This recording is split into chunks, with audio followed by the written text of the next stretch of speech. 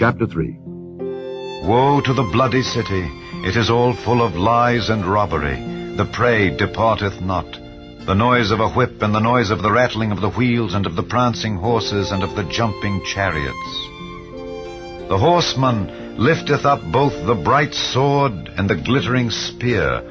And there is a multitude of slain, and a great number of carcasses, and there is none end of their corpses. They stumble upon their corpses, because of the multitude of the whoredoms of the well-favored harlot, the mistress of witchcrafts, that selleth nations through her whoredoms, and families through her witchcrafts.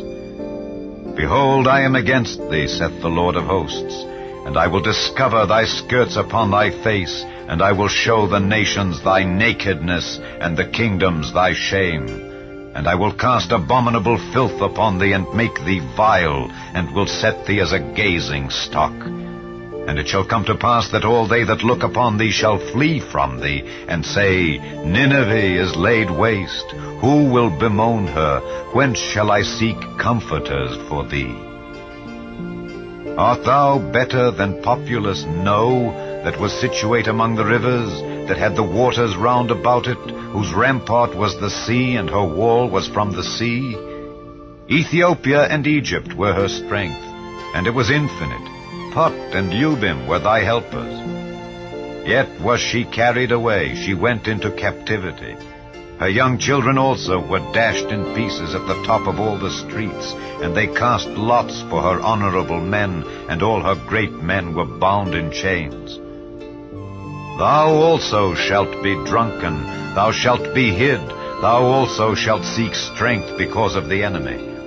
All thy strongholds shall be like fig trees with the first ripe figs. If they be shaken, they shall even fall into the mouth of the eater. Behold, thy people in the midst of thee are women. The gates of thy land shall be set wide open unto thine enemies. The fire shall devour thy bars. Draw thee waters for the siege, fortify thy strongholds. Go into clay and tread the mortar, make strong the brick kiln. There shall the fire devour thee. The sword shall cut thee off, it shall eat thee up like the cankerworm. Make thyself many as the cankerworm, make thyself many as the locusts. Thou hast multiplied thy merchants above the stars of heaven. The cankerworm spoileth and flieth away.